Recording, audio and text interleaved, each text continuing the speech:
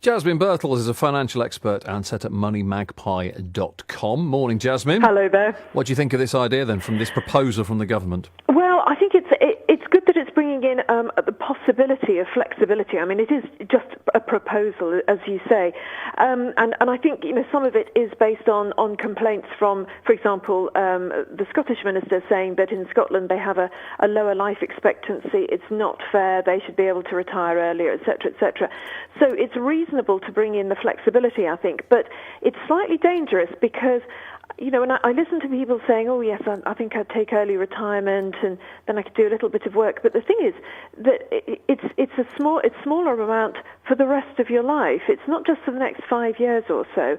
It's the rest of your life. So I think unless you are fairly certain that you're not going to be lasting terribly long, maybe you've got a condition that you feel is not going to mean that you won't last very long. Unless that, I would say that most people, pretty much everybody really, is better off working just a few more years and getting that bigger pension. Yeah, I mean, at 60, say you did retire at 60, there's a pretty reasonable chance you could live another 30 years. Oh, 30, 40. I mean, wasn't it a couple of weeks ago the Office of National Statistics said that the number of people over 90 has gone up by 68% in just the last 10 years. And let's be honest, 120 quid a week, or whatever the equivalent is, inflation adjusted in the future, that's not an awful lot of money, is it? Well, it really isn't, no. And yesterday I was talking to BBC Radio about long-term care annuities as well. So you are really now thinking about pensions, but also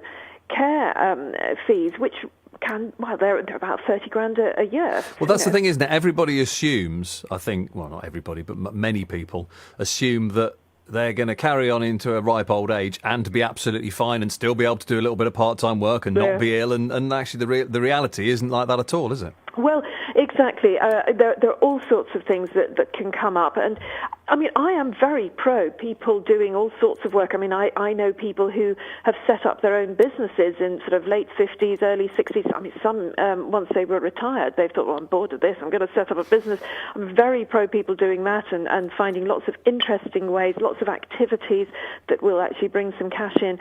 But at the same time, it's a good idea to be sensible and think, well, we need to be thinking about this and that, this care. Well, also, Jasmine, isn't there an element of job blocking as well with this slightly? If you've got an ageing population and many more of us are carrying on in our jobs, then how do the younger generation get a job? Because we're taking them all. That's a very good point. Yes, gosh, the whole thing is such a balance, really, isn't it? Because on the one hand, as you say, if older people are working and staying in jobs for longer and longer, that is a nuisance for the younger. But then on the other hand, if we've got a lot of older people retiring early, or just frankly retiring and taking the state pension, which we do have, then that's an extra burden on those who are working. So the younger people who are working, they're paying national insurance.